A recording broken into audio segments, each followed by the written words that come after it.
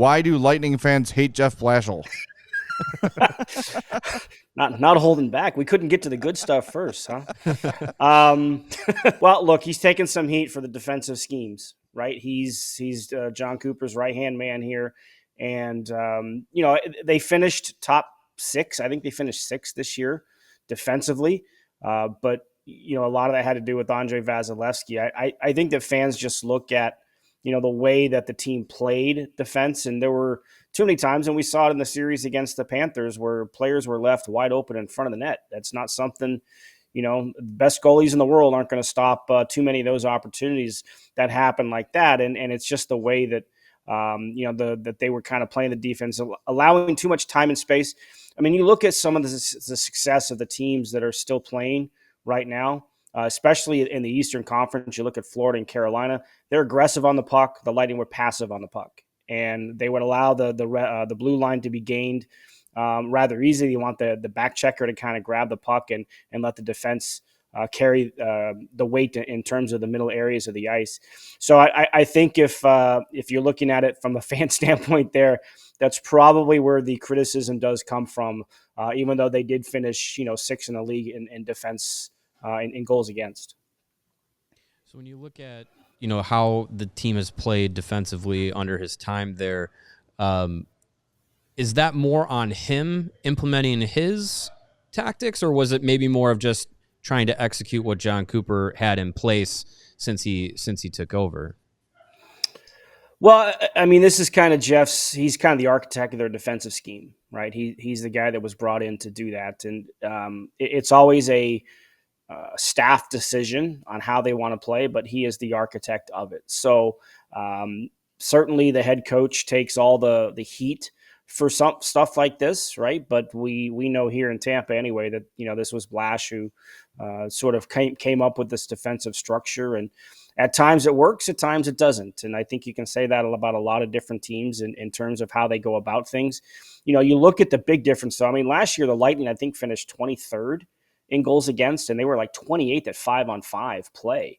And you look at the improvements they made this year, right? They finished 6th overall in defense, and I think they finished 5th in 5-on-5 play. They were a really good 5-on-5 team. That's the big area that they wanted to improve on. And certainly the coaching staff and Jeff Blashill for the tweaks that he made certainly gets credit for that jump in terms of what they did defensively this year, because that was the big concentration going into training camp, and they went out and they executed it. How much of that would you say is personnel based too? Because as strong as Lightning are, it seems like the decor isn't quite as deep as it was during the cup runs. For sure. Is it just a matter of the personnel not being as strong as usual, or? Well, there's no doubt that getting Ryan McDonagh back helps. I mean, he's such a stabilizing factor back there in what he does, and him being paired back again with Erik Erlendsson, that certainly helps a lot. There's no doubt about it. But it was in sort of the way that they approached it as well. And because you have Ryan McDonagh, you can change a few things around, and you can take some of the burden off of Victor Hedman. I mean, if you look, especially last year, Mikhail Sergachev missed almost the entire season due to injury. Right, he got hurt in December, and then he broke his leg his first game back, and he didn't come back until Game 4 of the playoffs. So the burden that was on Victor Hedman to carry the load, PP, PK, top pairing defense against top, opponents and checking situations. I mean, McDonagh was able to come in and kind of change that a little bit and free up Victor Hedman to be who Victor Hedman can be when he's at his best. So certainly personnel does play a factor into it. And McDonagh is a big factor for sure. But you're right. They're not as deep as they were when they were winning cups because they had Sergachev, McDonagh, and Hedman on the left side. I mean, that's one of the best trio of left side defensemen that you can assemble for any teams. And they would even move Sergachev over to the right. So they had a lot of things that they could do with their defensemen in particular. And certainly McDonagh's reacquisition this year was a big part of what they were able to do and how they were able to tweak some things defensively. Oh, this is great stuff, Erik. And so let's slide away from the negative and move towards the positive. We saw a quote from Brandon Hagel talking about how Blashill's a very good communicator, high expectations, but also approachable, a good communicator. What are the positive attributes of Jeff Blashill in his time in Tampa? Well, that was the one thing I was going to say was he has got an open door. and he is very open in his communication. His years, like I remember before he even came to Tampa, when he was still the head coach of Detroit, and they started to hit some of their lean years, he obviously came in right at the end. When you talk about the shelf life of a head coach in the NHL, it's not very long, and you look at how long the Red Wings stuck with him. I think that's a testament actually to Jeff Blashill, because he did help guys like Dylan Larkin, right? Dylan Larkin was a rookie under Blashill in the way that he developed. The one thing, because I remember talking to guys in the Detroit organization back then, the one thing that they always appreciated about, Blashill still there when the roster wasn't very good, his teams responded to him. His teams played hard for him. They just had a roster deficit. Right? They no longer did they have the Datsuks. They didn't have the Zetterbergs anymore. Lidstrom was long gone. Right? They had, they were trying to rebuild. And, look, they haven't made the playoffs since, right? Blashill was the last head coach of Detroit when they did make the playoffs. So I think that those are big testaments to the way that Jeff Blashill can run a team. And there's always a difference between when you're the assistant and when you're the head coach, right? The head coach takes the major decision factors into it, and we'll see if he puts a defensive scheme together for a pretty young Chicago team, obviously with a star in Connor Bedard like they have. If he can develop him and kind of push him in a direction that maybe a Dylan Larkin went, then I think that's something that Jeff Blashill deserves. He deserves an opportunity like this. I think that the way that things went in Detroit were not necessarily his fault. I mean, at the end of the day, your win-loss record is what it is, and you're judged on wins and losses in this league. But I think with him coming here in Tampa Bay and being an assistant for a handful of years under John Cooper, kind of built his reputation back up. And, I expect that Blash is going to have a good little stint there because, the roster's building for Chicago, right? Like, you look at what Frank Nazar's doing for the USA at the World Championships. I mean, you see the talent coming, and that's where a communicator, I think in today's day and age, and certainly I've been around John Cooper for a number of years, the way that he communicates with young players and keeps the door open and answers their questions. I mean, it's a generation why, because they want to know, why am I being asked to do this? And I think Jeff Blashill can be that kind of guy too, to provide this information for the young players and help them grow and become the stars that we all believe they will be. Yeah, and I think that's one thing that, as we've gone through this coaching search from the Blackhawks standpoint and looking at, before we knew that John Cooper had signed an extension, we were all like, well, who knows what'll happen with it.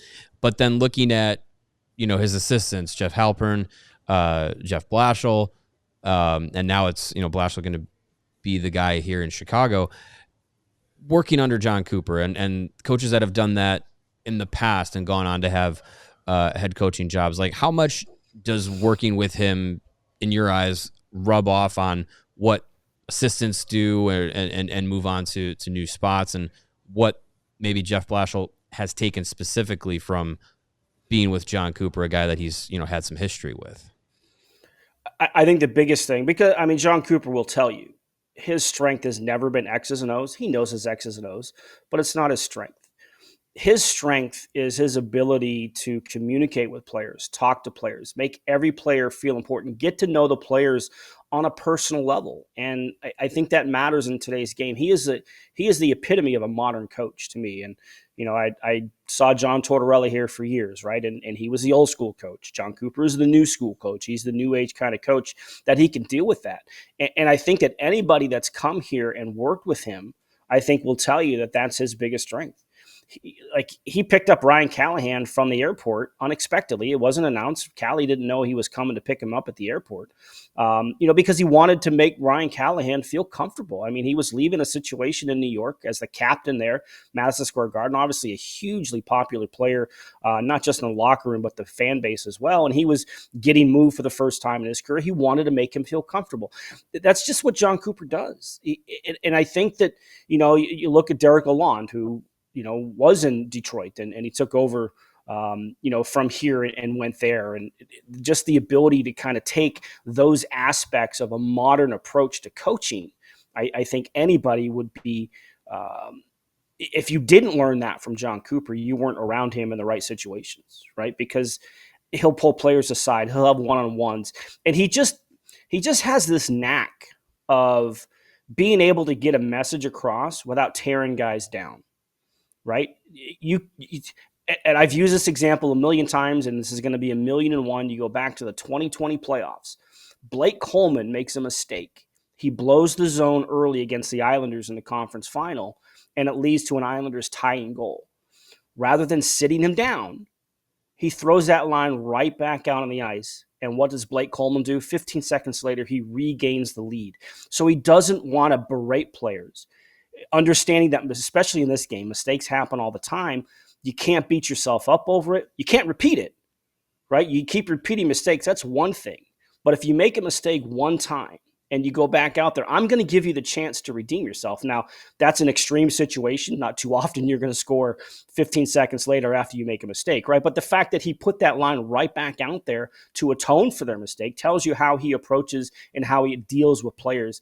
And I think anybody, including Jeff Blashill, who they're good friends, there's no doubt. So Blash knows John Cooper well. But, getting to work with him every day probably helped kind of pick off some of those things and will make him, I think, a better head coach, especially when you have a young roster like some of the players that Chicago does have.